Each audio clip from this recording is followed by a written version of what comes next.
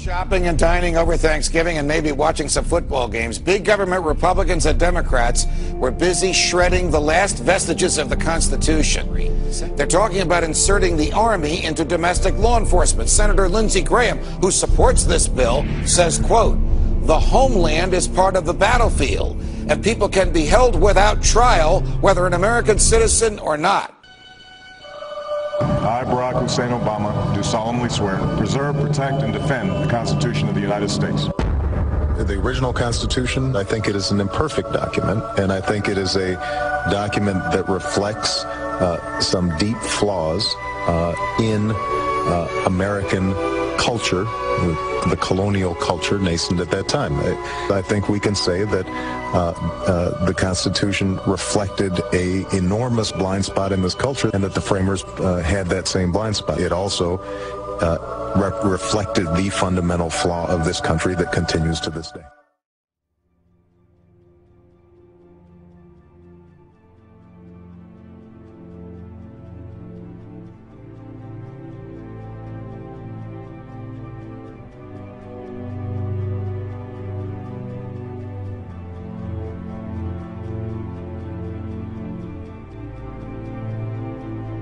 The Senate will pass tomorrow a bill allowing the American military to imprison American citizens indefinitely without charge or trial.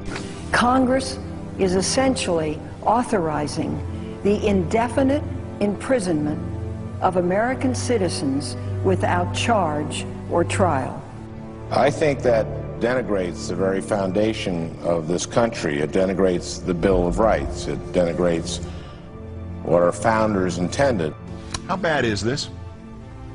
It's quite frankly absurd, Keith. I mean, here we are 10 years after 9/11, in the wake of the demise of Osama bin Laden, the only leader that Al-Qaeda has ever known. And we're passing a provision that would codify the indefinite detention without trial of suspected enemies of the state. And that includes, as you mentioned, American citizens apprehended here on U.S. soil. We have not codified indefinite detention without trial since the McCarthy era. That's how extreme this is. And the most amazing thing is that it's not necessary. Charles Dyer.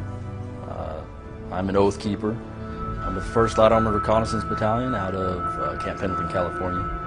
I absolutely could not, I can't imagine that we're living in the times where I have to worry about having to confiscate the weapons from the American people.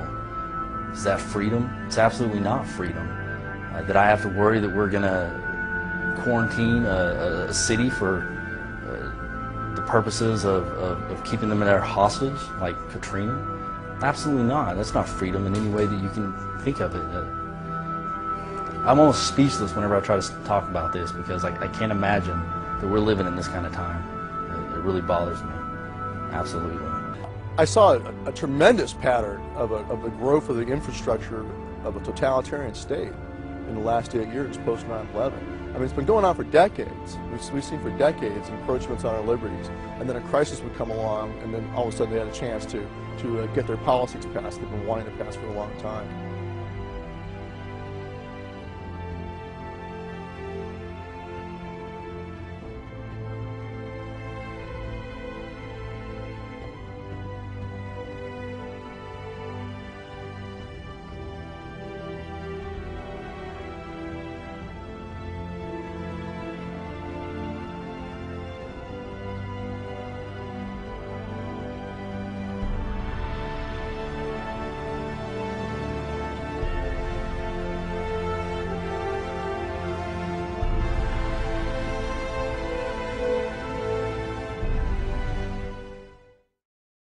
If you need a painted picture of what is happening in this country, let's recognize how history repeats itself.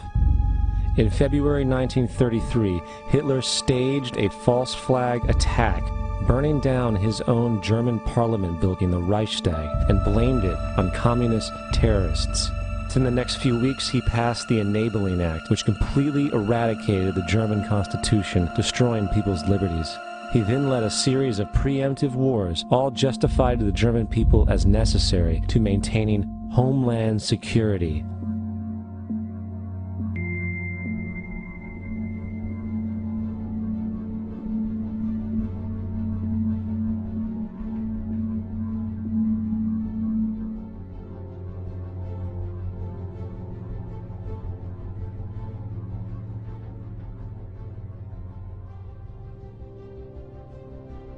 am Schicksal des Kommunismus und der sich mit ihm verbrüdernden anderen Organisationen ändert dies nichts. Our enemy is a radical network of terrorists and every government that supports them. It's time to wake up.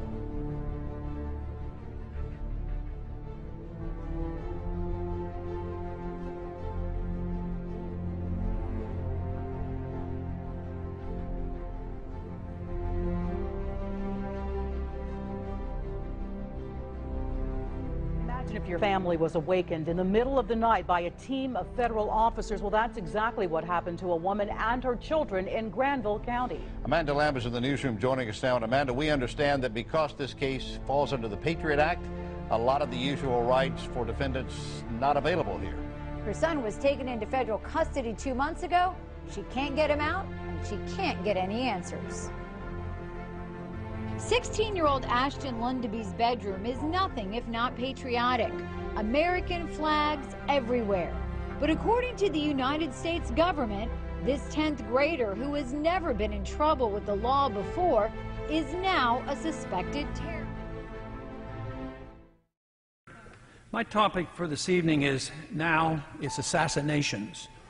What have we allowed ourselves to become? Are we no longer a nation of laws? Have we become instead a nation of men who make secret arrests? Are secret prisons now simply another tool of the federal government law enforcement? Is secret rendition of individuals now permitted out of misplaced fear? Have we decided that the writ of habeas corpus is not worth defending? Is torture now an acceptable tool for making us safe? Unfortunately, the single answer to all of these questions from the leaders of our country and to many of our citizens appears to be yes. And now we are told that assassination of foreigners as well as American citizens is legitimate and necessary to provide security for our people. It is my firm opinion that nothing could be further from the truth. Secret arrests, secret renditions, torture, and assassinations are illegal under both domestic and international law. These activities should be anathema to the citizens of a constitutional republic. The real threat doesn't arise from our failure to torture. Rather, desensitizing our nation to the willful neglect and sacrifice of our civil liberties fought and died for over the centuries is the threat. The concept of habeas corpus existed even before King John of England was forced in 1215 by his rebellious barons to sign the Magna Carta.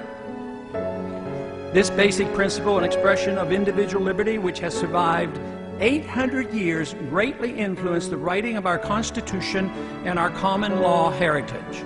Today, we hardly hear a whimper, either from the American people or a stone silent U.S. government as our cherished liberties are eradicated.